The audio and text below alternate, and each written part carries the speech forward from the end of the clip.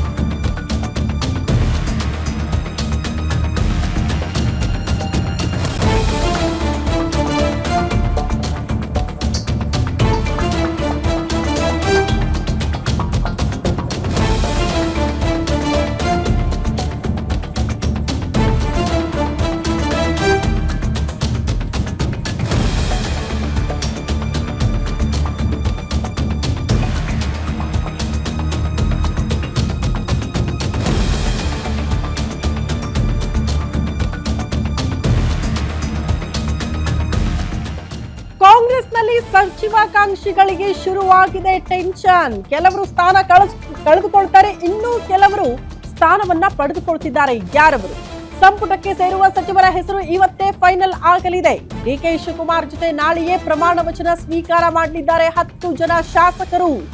ಆ ಲಿಸ್ಟ್ ಯಾವುದು? ಮೊದಲ ಹಂತದಲ್ಲಿ ಕೇವಲ 10 ಜನ ಸಚಿವರು ಮಾತ್ರ ಪ್ರಮಾಣ ವಚನ ಸ್ವೀಕಾರ ಮಾಡ್ತಾರಂತೆ. ನಾಳೆ ಡಿಕೆ ಶಿವಕುಮಾರ್ ಅವರ ಜೊತೆ ಕ್ಯಾಬಿನೆಟ್ ಲಿಸ್ಟ್ ಹಿಡ್ಕೊಂಡು ದಿಲ್ಲಿಗೆ ಹೋಗಿದ್ದಾರೆ ಡಿಕೆ ಶಿವಕುಮಾರ್ ಮತ್ತು ಸಿದ್ದರಾಮಯ್ಯ. 2 ಲಿಸ್ಟ್ಗಳು ಕೂಡ ಹೈಕಮಾಂಡ್ ಮುಂದೆ. ಹಾಗಾಗಿ ಯಾವ ಲಿಸ್ಟ್ಗೆ ಅಂತಿಮವಾಗಿ ಹೈಕಮಾಂಡ್ ಗ್ರೀನ್ ಸಿಗ್ನಲ್ ಕೊಡುತ್ತೆ ಅನ್ನೋದೇ ಸದ್ಯ ಇರುವಂತಹ ಕುತೂಹಲ. ಪ್ರಮುಖವಾಗಿ ರಾಹುಲ್ ಗಾಂಧಿ ಮಲ್ಲಿಕಾರ್ಜುನ ಖರ್ಗೆ ಅವರನ್ನ ಭೇಟಿ ಮಾಡಿ ಇವತ್ತು ಚರ್ಚೆ ಮಾಡ್ತಾರೆ, ಫೈನಲ್ ಮಾಡ್ಕೊಂಡು ಬರ್ತಾರೆ. ಬೆಳಗ್ಗೆ 11 ಗಂಟೆಗೇನೋ ಸರಿಯಾಗಿ ಸಭೆ ನಿಗದಿಯಾಗಿದೆಯಂತೆ ವರಿಷ್ಠರ ಜೊತೆಗೆ. ಇಬ್ಬರು ನಾಯಕರ ಲಿಸ್ಟ್ ಬಗ್ಗೆ ಆ ಸಭೆಯಲ್ಲಿ ಚರ್ಚೆ ಆಗುತ್ತೆ. ಚರ್ಚೆ ಬಳಿಕ ಸಂಪುಟಕ್ಕೆ ಸೇರುವವರ ಫಸ್ಟ್ ಲಿಸ್ಟ್ ಅನ್ನ ಫೈನಲ್ ಮಾಡಿಕೊಂಡು ಇಬ್ಬರು ನಾಯಕರು ರಾಜ್ಯಕ್ಕೆ ವಾಪಸ್ ಆಗಲಿದ್ದಾರೆ. ರಾಹುಲ್ ಗಾಂಧಿ ಇರ್ತಾರೆ, ಮಲ್ಲಿಕಾರ್ಜುನ ಖರ್ಗೆ ಇರ್ತಾರೆ, ವೇಣುಗೋಪಾಲ್ ಸುರ್ಜೇವಾಲಾ ಇವರ ಸಮ್ಮುಖದಲ್ಲೇ ಚರ್ಚೆ ಆಗುತ್ತೆ ಅಂತ ಹೇಳಲಾಗ್ತಾ ಇದೆ. ಸದ್ಯಕ್ಕೆ 50ಕ್ಕೂ ಹೆಚ್ಚು ಜನ ಶಾಸಕರು ದಿಲ್ಲಿಯಲ್ಲೇ ಬೀಡು ಬಿಟ್ಟಿದ್ದಾರೆ. ಕೊನೆಯ ಕ್ಷಣದ ಕಸರತ್ತು ಅನ್ನೋ ರೀತಿಯಲ್ಲಿ ಶಾಸಕರೆಲ್ಲ ಒತ್ತಡ ಹಾಕಿ ಪ್ರಯತ್ನ ಮಾಡ್ತಿದ್ದಾರೆ ಸಚಿವ ಸ್ಥಾನ ಗಿಟ್ಟಿಸ್ಕೊಳ್ಬೇಕು ಅಂತ. ಬಟ್ 50 ಜನ ಶಾಸಕರಲ್ಲಿ ಯಾವ ಶಾಸಕರಿಗೆ ಮಂತ್ರಿಗಿರಿ ಒಲಿಯಬಹುದು ಅನ್ನೋದು ಸದ್ಯ ಇರುವಂತಹ ಕುತೂಹಲ.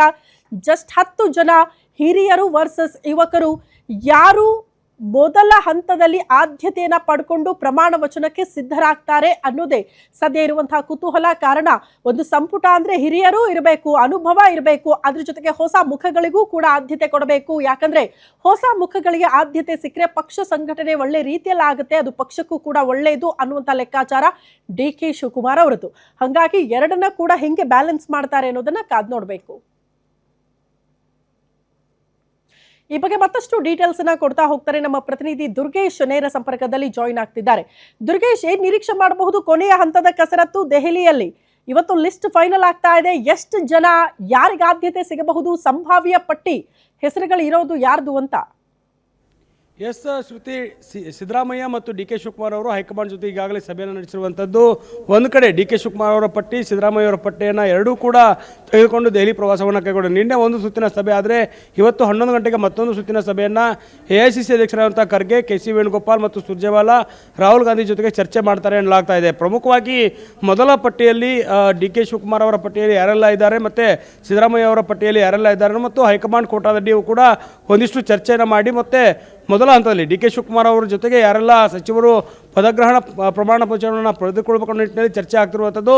ಈ ನಿಟ್ಟಿನಲ್ಲಿ ಪ್ರಮುಖವಾಗಿ ಪರಮೇಶ್ವರ್ ಹೆಸರು ಮುನ್ನೆಲೆಯಲ್ಲಿದೆ. KJ George, Satish Jarkiholi, UT Khader, MB Patil, Hebbalkar ಮತ್ತು ಕೃಷ್ಣ ಬೈರೇಗೌಡ ಹೆಸರು ಮುನ್ನೆಲೆಗೆ ಬರ್ತಾ ಇದೆ. ಯಾಕಂದರೆ ಸಿದ್ದರಾಮಯ್ಯ ಸಂಪುಟದಲ್ಲಿದ್ದಂಥ ಒಂದಿಷ್ಟು ಅನುಭವಿ ಸಚಿವರನ್ನು ಮುಂದುವರಿಸಬೇಕನ್ನುವಂಥ ನಿಟ್ಟಿನಲ್ಲಿ ಹೈಕಮಾಂಡ್ ಮೇಲೆ DK ಶಿವಕುಮಾರ್ ಒಂದಿಷ್ಟು ಒತ್ತಡ ಇರುವಂಥದ್ದು. ಸಿದ್ದರಾಮಯ್ಯ ಅವ್ರ ಜೊತೆ ಬೇಡಿಕೆಗಳನ್ನು ಮತ್ತು ಷರತ್ತುಗಳನ್ನು ಹಾಕಿರೋದ್ರಿಂದ ಈ ಒಂದು ಪ್ರಮುಖ 10 ಜನರಿಗೆ DK ಶಿವಕುಮಾರ್ ಜೊತೆಗೆ 9 ಜನ ಸಚಿವ ಅಂದರೆ 10 ಜನರಿಗೆ ಒಂದು ಅವಕಾಶವನ್ನು ಮೊದಲ ಪಟ್ಟಿಯಲ್ಲಿ ಮಾಡಿಕೊಟ್ಟು ಅದಾದ ಬಳಿಕ ಜೂನ್ 18ರ ಬಳಿಕ ಸಂಪೂರ್ಣವಾದಂಥ ಸಚಿವ ಸಂಪುಟ ರಚನೆಗೆ ಏನೋ ಹೈಕಮಾಂಡ್ ನಿರ್ಧಾರ ಮಾಡಿದೆ ಮತ್ತು DK ಶಿವಕುಮಾರ್ ಅವರು ಕೂಡ ಇದಕ್ಕೆ ಒಪ್ಪಿದ್ದಾರೆ ಎನ್ನಲಾಗ್ತಾ ಇದೆ. ಯಾಕಂದರೆ ಮೊದಲಿಗೆ ಏನು ಆಡಳಿತಾರೂಢ ಸರ್ಕಾರ ಇರೋದ್ರಿಂದ ಸರ್ಕಾರಕ್ಕೆ 3 ವರ್ಷ ಮುಗಿದಿದೆ. ಹೀಗಾಗಿ ಇನ್ನು 2 ವರ್ಷ ಇರುವಂಥದ್ದು. ಈ ಸಂದರ್ಭದಲ್ಲಿ ಯಾವುದೇ ಕಾರಣಕ್ಕೂ ಕೂಡ ವಿಳಂಬ ಮಾಡಬಾರದು ಅನ್ನೋ ನಿಟ್ಟಿನಲ್ಲಿ ಈ ಒಂದು ತಂತ್ರವನ್ನು ಮಾಡಲಾಗ್ತಾ ಇದೆ. DK ಶಿವಕುಮಾರ್ ಅವರು ನಾಳೆ ಸಂಜೆ 4:05ಕ್ಕೆ ಏನು ಪ್ರಮಾಣ ವಚನ ಕಾರ್ಯಕ್ರಮ ಆರಂಭವಾಗುತ್ತೆ, ಪದಗ್ರಹಣ ಕಾರ್ಯಕ್ರಮವನ್ನು ಮಾಡ್ತಾರೆ. ಈ ಒಂದು ಕಾರ್ಯಕ್ರಮದಲ್ಲಿ ಹಿರಿಯರಾಗಿರುವಂಥ ಪರಮೇಶ್ವರ್, ಸತೀಶ್ ಜಾರಕಿಹೊಳಿ, MB ಪಾಟೀಲ್ ಮತ್ತು ಕೃಷ್ಣ ಬೈರೇಗೌಡ ಸೇರಿದಂತೆ ಯುವ ಮುಖಂಡರು ಮತ್ತು ಯತೀಂದ್ರ ಸಿದ್ದರಾಮಯ್ಯ ಅವರ ಹೆಸರು ಕೂಡ ಪ್ರಮುಖವಾಗಿ ಕೇಳಿ ಬರ್ತಾ ಇರುವಂಥದ್ದು. ಪ್ರಮುಖವಾಗಿ ಈ ಹಿಂದೆ ಇದ್ದಂಥ 8 ಜನ ಸಚಿವರ ಜೊತೆಗೆ ಮತ್ತೆ ಹೊಸಬರಿಗೆ ಅವಕಾಶ, ಯತೀಂದ್ರ ಸಿದ್ದರಾಮಯ್ಯ ಅವರಿಗೆ ಅವಕಾಶವನ್ನು ಮಾಡಿಕೊಟ್ಟು ಅವರನ್ನು ನಾಳೆ DK ಶಿವಕುಮಾರ್ ಅವರ ಜೊತೆಗೆ ಒಂದು ಪ್ರಮಾಣ ವಚನ ಕಾರ್ಯಕ್ರಮದಲ್ಲಿ ಸಚಿವ ಸ್ಥಾನಗಳನ್ನು ತೆಗೆದುಕೊಳ್ತಾರೆ ಎನ್ನಲಾಗ್ತಾ ಇದೆ. ಇದರ ಜೊತೆಗೆ ರಾಜ್ಯಸಭೆ ಮತ್ತು ವಿಧಾನ ಪರಿಷತ್ಗೂ ಕೂಡ ಚುನಾವಣೆ ಅನೌನ್ಸ್ ಆಗಿರೋದ್ರಿಂದ ಈ ಒಂದು ಪಟ್ಟಿಯನ್ನು ಕೂಡ ಫೈನಲ್ ಮಾಡಲೇಬೇಕಾದಂಥ ಅನಿವಾರ್ಯತೆ ಹೈಕಮಾಂಡ್ಗಿದೆ. ಯಾಕಂದರೆ ಕೆಲವೇ ದಿನಗಳಿರುವಂಥದ್ದು ಚುನಾವಣೆಗೆ. ಈಗಾಗಲೇ ಚುನಾವಣಾ ಆಯೋಗ ಕೂಡ ಒಂದು ದಿನಾಂಕಗಳನ್ನು ನಿಗದಿ ಮಾಡಿದೆ, ಜೊತೆಗೆ ಎಲ್ಲವನ್ನೂ ಕೂಡ ಹೊರಡಿಸಿರುವಂಥದ್ದು. ಹೀಗಾಗಿ ಈ ಎರಡೂ ಪಟ್ಟಿಗಳನ್ನು ಫೈನಲ್ ಮಾಡಿಕೊಂಡು ಇಂದು ರಾಜ್ಯಕ್ಕೆ DK ಶಿವಕುಮಾರ್ ಮತ್ತು ಸಿದ್ದರಾಮಯ್ಯ ವಾಪಸ್ ಆಗ್ತಾರೆ. ಸಚಿವ ಸಂಪುಟ ಕಾರ್ಯಕ್ರಮ ನಾಳೆ, ಪದಗ್ರಹಣ ಕಾರ್ಯಕ್ರಮ ಎಲ್ಲವೂ ಕೂಡ ಆಗುವಂಥದ್ದು. ಹೀಗಾಗಿ ಈ ಒಂದು ಪಟ್ಟಿಗೆ ಹೈಕಮಾಂಡ್ ಗ್ರೀನ್ ಸಿಗ್ನಲ್ ಕೊಟ್ಟಿದ್ದೇ ಆದರೆ DK ಶಿವಕುಮಾರ್ ಅವರ ಜೊತೆಗೆ 9 ಜನ ಅಂದರೆ ಟೋಟಲ್ 10 ಜನ ಅಧಿಕಾರ ಸ್ವೀಕಾರ ಮಾಡುವಂಥದ್ದು. ಶ್ರುತಿ. ಓಕೆ ದುರ್ಗೇಶ್, ಧನ್ಯವಾದಗಳು ತಮ್ಮೆಲ್ಲ ಮಾಹಿತಿಗೆ.